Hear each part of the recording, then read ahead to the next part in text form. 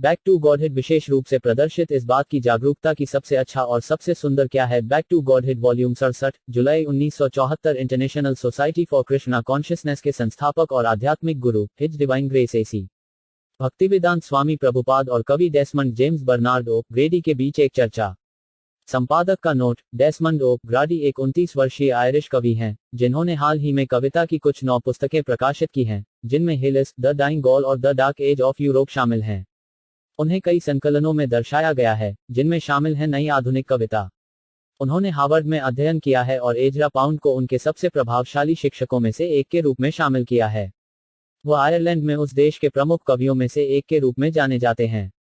हरे कृष्ण आंदोलन के संस्थापक और आध्यात्मिक गुरु श्री प्रभुपाद के रूप में दुनिया भर में यात्रा करते हैं। वे अक्सर दर्शन, राजनीति, विज्ञान और साहित्य में अग्रणी हस्तियों से मिलते हैं। वह हमेशा ऐसे प्रभावशाली पुरुषों को कृष्ण भावनामृत की प्रक्रिया को अपनाने और उसके कार्यान्वयन को अपने काम में लगाने के लिए प्रोत्साहित करते हैं। मिस्टर ओ ग्राडी के साथ यह चर्चा मई 1974 में रोम में हुई थी। श्री ओग्रेडी, भगवद गीता का आपका संस्करण बहुत अच्छा है। श्री प्रभुपाद, यह 2 वर्षों में 5वां संस्करण है। श्री ओग्रेडी, हरे कृष्ण आंदोलन किस देश में सबसे सफल रहा है? श्री प्रभुपाद, हर जगह, अफ्रीका, अमेरिका, कनाडा, जापान, चीन में। लेकिन वास्तव में यह अमेरिका में सबसे अधिक सफल रहा है। कई अमेरिकियों ने कृष्ण भावनामृत को अपनाया है। श्री ओग्रेडी, यहाँ रोम में क्या है? क्या आपको पुलिस से समस्या है? श्री प्रभुपाद, हमें हर जगह समस्या है। पुलिस कभी कभी हमें परेशान करती है, लेकिन आमतौर पर वे थक जाती हैं और अंत में कुछ नहीं करती। हंसी। श्री ओग्रेडी, सिस्टम ने हार मान ली? यह अद्भुत है। मैं खुद सिस्टम से बहुत थक गया हूँ। वर्तमान स्थिति में कुछ गड़बड़ है। शायद आप मुझे कुछ सलाह दे सकते हैं कि सिस्टम को कैसे हराया जाए। श्री प्रभुपाद, आप आयरिश लोग, आप लड़ते लड़ते कभी नहीं थकते। श्री ओग्रेडी, नहीं। हंसी, यह हमारे अंदर है। श्री प्रभुपाद, दरअसल लड़ाई लगातार चल रही है। श्री ओग्रेडी, ठीक है, आप क्या सुझाव देते हैं कि हम इसके बारे में क्या करें? मेरा मतलब है, क्या मेरा यहाँ बैठना नैतिक रूप से सही है? श्री प्रभुपाद, जब तक हम जीवन की शारीरिक अवधारणा से भ्रम में रहते हैं, यह सोचते हुए कि हम ये शरीर हैं। एक आदमी सोचता है, मैं आयरिश हूँ, दूसरा सोचता है, मैं इतालवी, अमेरिकी, भारतीय हूँ, और इसी तरह जब तक यह चलता रहेगा, लड़ाई जारी रहेगी। आप कुत्तों और बिल्लियों के बीच लड़ना बंद नहीं कर सकते। लड़ते क्यों हैं? कुत्ता बस सोचता है, मैं एक बड़ा कुत्ता हूँ, और बिल्ली सोचती है, मैं एक बड़ी बिल्ली हूँ। उसी तरह अगर हम सोचते हैं, मैं एक आयरिश हूँ या मैं एक अंग्रेज हूँ, तो हम बिल्लियों और कुत्तों से बेहतर नहीं हैं। जब तक लोग जीवन की शारीरिक धारणा में रहेंगे, तब तक लड़ाई होती रहेगी। Shri ओग्रेडी, Mahatma Gandhi house of Commons में क्या लड़ रहे थे? श्री प्रभुपाद, वह एक और कुत्तावाद था। इसमें कोई फर्क नहीं है। एक कुत्ता सोचता है, मैं एक कुत्ता हूँ, क्योंकि उसके पास कुत्ते का शरीर है। अगर मैं सोच रहा हूँ कि मैं भारतीय हूँ क्योंकि यह शरीर भारतीय धरती पर पैदा हुआ है, तो मैं कुत्ते से अलग कैसे हूँ? जीवन की शारीरिक अवधारणा बस पशुवाद है। जब हम समझते हैं कि हम ये शरीर नहीं हैं बल्कि आत्मा हैं, तो शांति होगी। अन्यथा कोई शांति नहीं हो सकती। साइवा गोखरा। वैदिक साहित्य में कहा गया है कि जीवन की शारीरिक अवधारणा में एक व्यक्ति बिल्कुल गाय या गधे के समान है। लोगों को स्वयं की इस हीन धारणा को पार करना होगा। यह कैसे किया जाता है? मम का योग, व्याभिचारेणा भक्ति योग सेवा से तेसा गुणन समतित्यत ब्रह्म भूयया कल्पते। जो पूर्ण भक्ति में संलग्न है, जो किसी भी परिस्थिति में नहीं गिरता है, वह तुरंत भौतिक प्रकृति के गुणों को पार कर जाता है और इस प्रकार ब्रह्म के स्तर पर आ जाता है। भगवद गीता 14.26। हमारे समाज में कई मैक्सिकन, कनाडाई, भारतीय, यहूदी और मुसलमान हैं, लेकिन वे अब खुद को मुसलमान, ईसाई, यहूदी या कुछ भी नहीं मानते हैं। वे सभी कृष्ण के सेवक हैं। यही ब्रह्म बोध है। श्री ओग्रेडी, यह इसे एक नाम भी दे रहा है। श्री प्रभुपाद, हाँ, एक नाम अवश्य होना चाहिए। लेकिन यद्यपि, उदाहरण के लिए, आपका नाम किसी अन्य आयरिश व्यक्ति से भिन्न है, फिर भी आप सभी यह महसूस करते हैं कि आप आयरिश हैं। किसी का नाम अलग हो सकता है, लेकिन वह मायने नहीं रखता। गुणवत्ता एक होनी चाहिए। यह आवश्यक है। जब हम कृष्ण के गुण को प्राप्त कर लेंगे, तब विभिन्न नामों के बावजूद शांति होगी। इसे हैम कहा जाता है। एक राष्ट्र में अलग अलग लोगों के नाम अलग अलग हो सकते हैं, लेकिन सभी लोग एक ही राष्ट्रीयता को महसूस करते हैं। विविधताएं मौजूद हो सकती हैं, लेकिन अगर गुणवत्ता समान है, तो वह है एकता। ब्रह्मभूत। ब्रह्मभूत, प्रसन्नात्मा न समाजी न कंसाति समः सर्वेषु भूतेषु मद्भक्तिं लाभते परम। जो इस प्रकार दिव्य रूप से स्थित है, वह तुरंत सर्वोच्च ब्रह्म को प्राप्त करता है। वह कभी शोक नहीं करता और न ही कुछ पाने की इच्छा करता है। वह प्रत्येक जीव के प्रति समान रूप से प्रवृत्त है। उस अवस्था में वह मेरी शुद्ध भक्ति को प्राप्त करता है। बीजी 18.54 भौतिक रूप से संक्रमित व्यक्ति के लिए यह संसार दुखी है, लेकिन भक्त के लिए सारा संसार वैकुंठ के समान ही है। निर्विशेषवादी के लिए ब्रह्म अवस्था को प्राप्त करना, निरपेक्ष के साथ एक होना, अंतिम शब्द है। श्री ओब्रेडी, निरपेक्ष बाहरी या आंतरिक है? श्री प्रभुपाद, कोई बाहरी या आंतरिक नहीं है, निरपेक्ष द्वैत रहित है। श्री ओब्रेडी, ठीक है, लेकिन व्यक्तिगत स्तर पर श्री प्रभुपाद, हम निरपेक्ष नहीं हैं। जब हम निरपेक्ष मंच पर स्थित होते हैं तो हम निरपेक्ष होते हैं। हालांकि अब हम सापेक्ष दुनिया में हैं। परम सत्य यहाँ भी है, लेकिन हमारी इंद्रियां उस परम सत्य को समझने के लिए पर्याप्त रूप से उन्नत नहीं हैं। जब तक हम समय के वश में हैं, तब तक निरपेक्ष होने का प्रश्न ही नहीं उठता। श्री ओब्रेडी, तो निरपेक्ष का अर्थ है समय से परे जीवन? श्री प्रभुपाद, यह भगवद गीता में कहा गया है, जन्म कर्म च में दिव्यम एवं यो वेट्टि तत्वतः त्यक्त्वा देह पुनर्जन्म नैति ममैति सो रजुना, जो मेरी उपस्थिति और गतिविधियों की दिव्य प्रकृति को जानता है, वह शरीर छोड़ने पर इस भौतिक दुनिया में फिर से जन्म नहीं लेता है, लेकिन मेरे शाश्वत निवास को प्राप्त करता है। हे अर्जुन, बीजी 4.9 वह परम है, घर वापस जाना, वापस भगवत धाम की ओर। जब तक कोई भौतिक संसार में है और इस शरीर के साथ तादात्म्य रखता है, तब तक वह एक शरीर से दूसरे शरीर में जाता है। यह निरपेक्ष नहीं है। यह यहाँ स्पष्ट रूप से कहा गया है। जब कोई आध्यात्मिक दुनिया में वापस जाता है तो वह पूर्ण स्थिति प्राप्त करता है। श्री ओब्रेडी, ठीक है, लेकिन यह मेरा प्रश्न है, क्या हमारे लिए यहाँ बैठना पर्याप्त है? आप वहाँ बैठे हैं और हम आपके साथ बैठे मित्र के रूप में बातचीत की कोमल कला में संलग्न हैं, जबकि समुद्र के पार श्री प्रभुपाद, आपने जो बात याद की है वह यह है कि यद्यपि आप एक जगह बैठे हैं और मैं दूसरी जगह पर बैठा हूँ, यह अंतर हमारे वास्तविक अस्तित्व को प्रभावित नहीं करता है। हम दोनों इंसान हैं। आयरिशमैन, अंग्रेज, प्रोटेस्टेंट, कैथोलिक आदि की अवधारणाएं अलग अलग कपड़े हैं। इन पदनामों से मुक्त होना होगा। जब कोई इस प्रकार मुक्त होता है तो वह शुद्ध हो जाता है। सर्वोपाधि विनिर्मुक्तम तत्पर्तेवेण निर्मलम ऋषिकेना ऋषिकेश सेवनन भक्तिर उच्यते। जब आपने अपनी इंद्रियों को शुद्ध कर लिया है और उन शुद्ध इंद्रियों को इंद्रियों के स्वामी कृष्ण की सेवा में लगा दिया है, तो आपने अपने जीवन को पूर्ण कर लिया है। वह अद्वैत है और वह निरपेक्ष है। श्री ओब्रेडी, लेकिन सिस्टम इस बात पर जोर देता है कि आप खुद को अमेरिकी या भारतीय या अफ्रीकी या जो भी समझें। श्री प्रभुपाद, हाँ, भौतिकवादी समाज का अर्थ है द्वैत। श्री ओब्रेडी, लेकिन यह अपरिहार्य है। आप भौतिक अस्तित्व से कैसे बच सकते हैं? श्री प्रभुपाद, कृष्ण भावनामृत में यह संभव है। कमल पानी में रहता है लेकिन पानी को कभी छूता नहीं है। श्री ओब्रेडी, मुझे नहीं लगता कि आप एक क्षेत्र में स्थितियों को दूसरे से रूपकों के साथ समझा सकते हैं।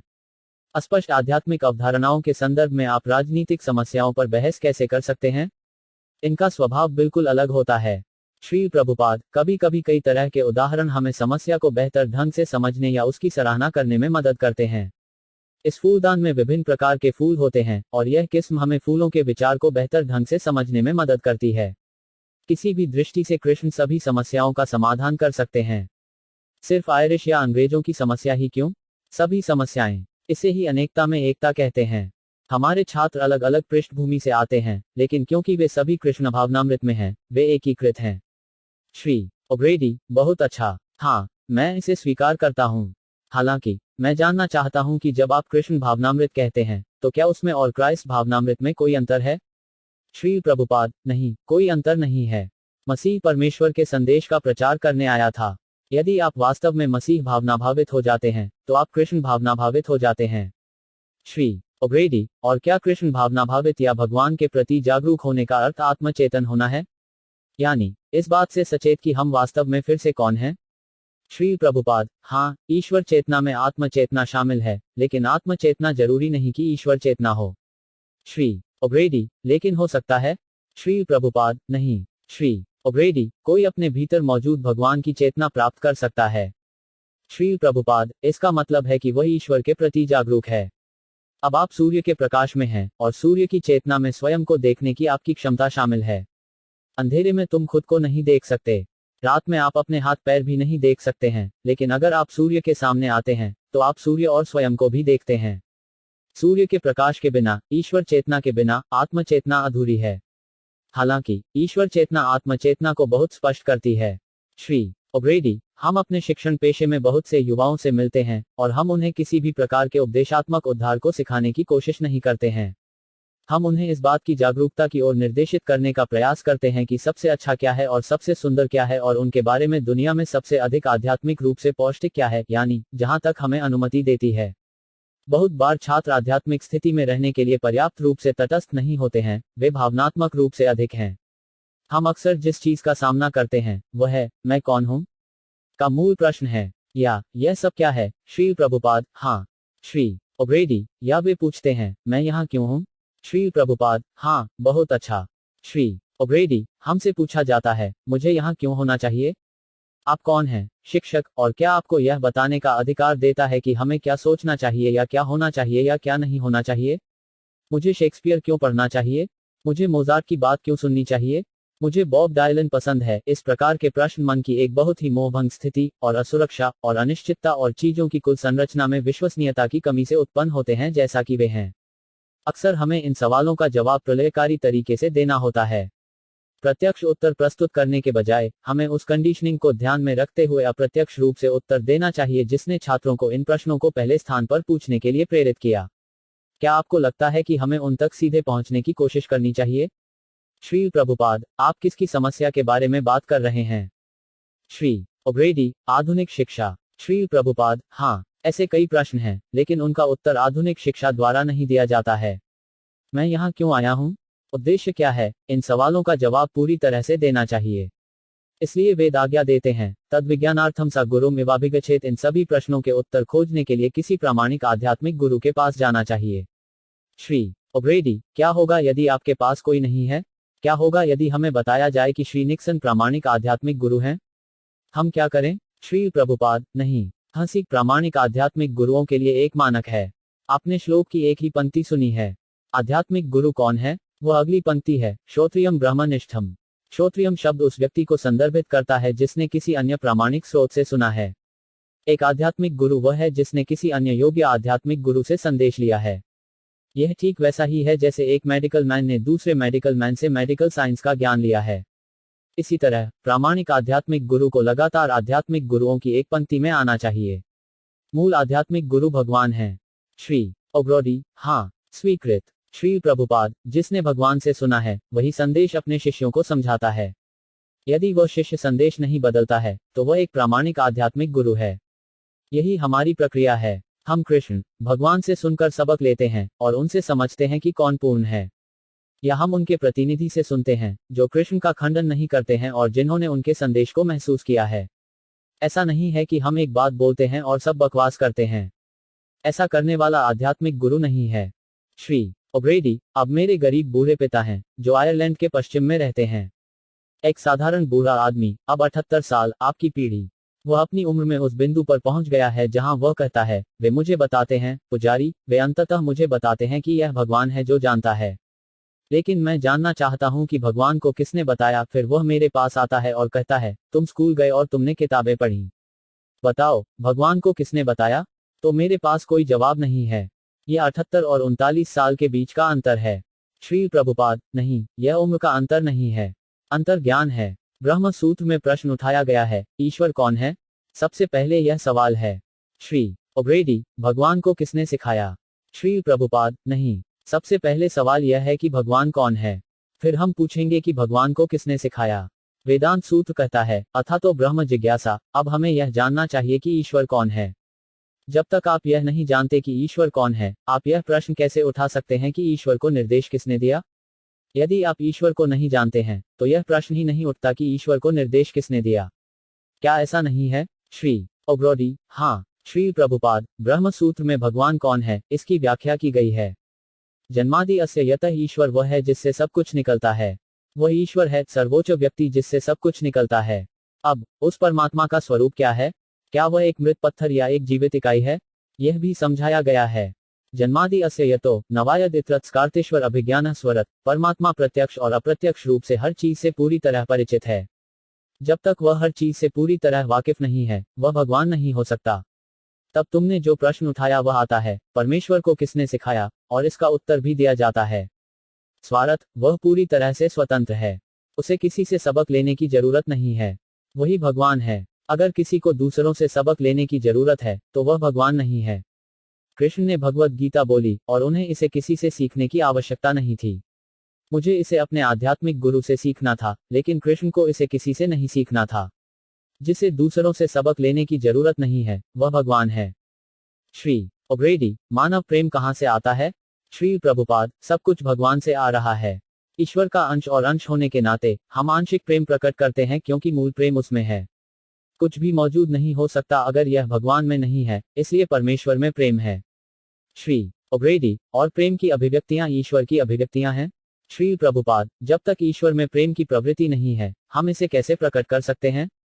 किसी विशेष पिता से पैदा हुए पुत्र में पिता के लक्षण होते हैं। क्योंकि प्रेममय प्रवृत्ति ईश्वर में है, हमारी भी वही प्रवृत्ति है। श्री ओब्रेडी, हो सकता है कि जरूरत से आप में प्यार पैदा हो। श्री प्रभुपाद, नहीं, शायद का कोई सवाल ही नहीं है। हम ईश्वर को पूर्ण रूप से परिभाषित कर रहे हैं। जन्मादि अस्य यतः ईश्वर वह है जिससे सब कुछ निकला है। लड़ने की प्रवृत्ति भी ईश्वर में है, लेकिन उसकी लड़ाई और उसका प्यार परम है। भौतिक दुनिया में हम अनुभव करते हैं कि लड़ाई प्यार के ठीक विपरीत है, लेकिन भगवान में लड़ने की प्रवृत्ति और प्रेमपूर्ण प्रवृत्ति एक ही है। यही निरपेक्ष का अर्थ है। हम वैदिक शास्त्रों से सीखते हैं कि जब भगवान के तथाकथित शत्रु भगवान द्वारा मारे जाते हैं, तो वे मुक्ति प्राप्त करते हैं। श्री ओब्रेडी, क्या केवल परमेश्वर की इस समझ तक पहुंचना संभव है? श्री प्रभुपाद, नहीं, इसलिए हमने इस श्लोक का हवाला दिया है, तद विज्ञानार्थम सा गुरु मेवाभिगच्छेत। अभिगच्छेत शब्द का अर्थ है चाहिए, यह अकेले संभव नहीं है। संस्कृत व्याकरण में इसे क्रिया का विधि लिंग रूप कहा जाता है, और इस रूप का उपयोग तब किया जाता है जब कोई विकल्प न हो। अभिगच्छेत शब्द का अर्थ है कि व्यक्ति को गुरु के पास जाना चाहिए। यही वैदिक संस्करण है। इसलिए भगवद गीता में आप पाएंगे कि अर्जुन कृष्ण से बात कर रहे थे, लेकिन जब उन्होंने देखा कि चीजें हल नहीं हो रही हैं, तो उन्होंने खुद को कृष्ण के सामने आत्मसमर्पण कर दिया और उन्हें अपना गुरु स्वीकार कर लिया। कर्पड़ा 205 स्वभावः प्रचामि त्वं धर्म समुद्यसेतः याक्षेयः स्यान् निश्चितं ब्रूहि तन्मे सिसस्ते हम साधि मम त्वं प्रपन्नम। अब मैं अपने कर्तव्य के बारे में उलझन में हूं और कमजोरी के कारण अपना आपा खो बैठा हूं। इस हालत में मैं आपसे कह रहा हूं कि मुझे स्पष्ट रूप से बताएं कि मेरे लिए सबसे अच्छा क्या है। अब मैं आपका शिष्य हूं, और एक आत्मा ने आपकी शरण ली है। कृपया मुझे निर्देश दें। भभ 2.7। तो यहाँ हम देख सकते हैं कि अर्जुन अपने कर्तव्य को लेकर भ्रमित है। श्री ओब्रेडी, क्या यह स्वयं के प्रति, दूसरों के प्रति या राज्य के प्रति कर्तव्य है? श्री प्रभुपाद, एक सैनिक का कर्तव्य शत्रु से लड़ना होता है। अर्जुन एक सैनिक था, और कृष्ण ने उसे सलाह दी, विपरीत पक्ष आपका दुश्मन है, और आप एक सैनिक हैं। आप अहिंसक होने की कोशिश क्यों कर रहे हैं? यह अच्छा नहीं है। तब अर्जुन ने कहा, वास्तव में, मैं भ्रमित हूं। इस भ्रम में मैं सही निर्णय नहीं ले सकता। इसलिए मैं आपको अपने आध्यात्मिक गुरु के रूप में स्वीकार करता हूं। कृपया मुझे उचित सबक दें। अराजक स्थिति में, जीवन की भ्रमित अवस्था में, व्यक्ति को दूसरे के पास जाना चाहिए, जिसे मामले की पूरी जानकारी हो। आप कानूनी समस्याओं को हल करने के लिए एक वकील के पास जाते हैं, और आप चिकित्सा समस्याओं को हल करने के लिए एक चिकित्सक के पास जाते हैं। भौतिक दुनिया में हर कोई आध्यात्मिक पहचान को लेकर भ्रमित है। इसलिए यह हमारा कर्तव्य है कि हम एक प्रामाणिक आध्यात्मिक गुरु के पास जाएं जो हमें वास्तविक ज्ञान दे सके। श्री ओब्रेडी, मैं बहुत भ्रमित हूं। श्री प्रभुपाद, तो आपको एक आध्यात्मिक गुरु के पास जाना चाहिए। श्री ओब्रेडी, और वह इस भ्रम को रोकने में मेरी मदद करने के बारे में निर्णय लेता है? श्री प्रभुपाद, हाँ, आध्यात्मिक गुरु वह है जो सभी भ्रमों का समाधान करता है। यदि आध्यात्मिक गुरु अपने शिष्य को भ्रम से नहीं बचा सकता, तो वह आध्यात्मिक गुरु नहीं है। यही परीक्षा है। संसार दावनला लिधा लोक त्रण्य करुण्य घंघनत्वम प्रप्स्य कल्याण गुणनर्वस्य वंदे गुरु श्री करनारविंदम। यह सारा भ्रमित संसार एक धधकते जंगल की आग के समान है। जंगल की आग में सभी जानवर भ्रमित हैं। वे नहीं जानते कि अपनी जान बचाने के लिए कहां जाएं। भौतिक जगत की धधकती आग में हर कोई भ्रमित है। उस धधकती जंगल की आग को कैसे बुझाया जा सकता है? अपने मानव निर्मित फायर ब्रिगेड का उपयोग करना संभव नहीं है, और न ही केवल बाल्टी पानी डालना संभव है।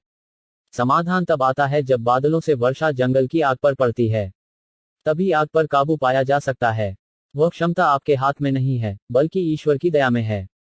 तो मानव समाज एक भ्रमित स्थिति में है, और वह इसका समाधान नहीं खोज सकता है। आध्यात्मिक गुरु वह है जिसने भगवान की दया प्राप्त की है, और वह भ्रमित व्यक्ति को समाधान प्रदान कर सकता है। जिसने ईश्वर की दया प्राप्त कर ली है, वह आध्यात्मिक गुरु बन सकता है और उस दया को दूसरों तक पहुंचा सकता है। श्री ओब्रेडी, समस्या इस आध्यात्मिक गुरु को खोजने की है। श्री प्रभुपाद, यह कोई समस्या नहीं है। समस्या यह है कि क्या आप ईमानदार हैं। आपको परेशानियां हैं, लेकिन भगवान आपके दिल में है। ईश्वरा सर्वभूतानम, भगवान दूर नहीं है। यदि आप सच्चे हैं तो भगवान आपको एक आध्यात्मिक गुरु भेजते हैं। इसलिए भगवान को चैत्य गुरु भी कहा जाता है, हृदय के भीतर आध्यात्मिक गुरु। ईश्वर बाहर और भीतर से मदद करता है। इस प्रकार सब कुछ भगवत गीता में वर्णित है। यह भौतिक शरीर एक मशीन की तरह है, लेकिन हृदय के भीतर आत्मा है, और आत्मा के साथ परमात्मा कृष्ण है, जो निर्देश देते हैं। यहोवा कहता है, तू यह करना चाहता था, अब यहाँ मौका है। जाओ और करो। यदि आप सच्चे हैं तो आप कहते हैं, अब भगवान मैं तुम्हें चाहता हूं, फिर वह तुम्हें निर्देश देगा। हाँ, अब तुम आओ और मुझे इस तरह ले आओ, यह उनकी कृपा है। हालांकि अगर हम कुछ और चाहते हैं तो ठीक है, हमारे पास यह हो सकता है। भगवान बहुत दयालु हैं। जब मुझे कुछ चाहिए तो वह मेरे दिल में मुझे निर्देशित कर रहे हैं और मुझे बता रहे हैं कि इसे कैसे प्राप्त किया जाए। तो उन्हें निर्देश क्यों नहीं देना चाहिए कि आध्यात्मिक गुरु कैसे प्राप्त करें? सबसे पहले हमें फिर से अपनी ईश्वर चेतना को पुनर्जीवित करने के लिए उत्सुक होना चाहिए। तब भगवान हमें एक आध्यात्मिक गुरु देंगे। श्री ओब्रेडी, बहुत बहुत धन्यवाद। श्री प्रभुपाद, बहुत बहुत धन्यवाद। मेरी आपसे यही विनती है, तुम एक कवि हो, बस भगवान का वर्णन करें। आप वर्णन करने में माहिर हैं, और इसलिए मैं आपसे अपने व्यवसाय में भगवान का वर्णन करने के लिए कहता हूं। तभी आपका जीवन सफल होगा, और अगर कोई आपकी सुनेगा तो उसका जीवन भी सफल होगा। वह आदेश है, इदम ही पुंसस तपसः शुद्धस्य वा स्वास्थ्य सूक्तस्य च बुद्धिदत्यो हविच्युतो रथा कविभिः निरूपितो यद उत्तमश्लोका गुणानुवर्णम। श्रीमद् भागवत 1.522। समाज में कई नेता हैं जो कवि, वैज्ञानिक, धर्मवादी, दार्शनिक, राजनेता आदि हैं। जो इतने विशेषज्ञ हैं, उन्हें यह आदेश दिया गया है, आपका कर्तव्य सर्वोच्च होने की महिमा का वर्णन करके अपने व्यवसाय को पूर्ण करना है। श्री ओब्रेडी, मेरा अनुभव यह है कि किसी असाधारण कारण से किसी विशेष कार्य को करने के लिए चुना जाता है। श्री प्रभुपाद, वह कारण यहाँ दिया गया है। अभिच्युतः, अचूक विकल्प यह है, उन्हें प्रभु की महिमा का वर्णन करने दें। श्री ओब्रेडी, लेकिन आप कह रहे थे कि आध्यात्मिक गुरु चुना गया है।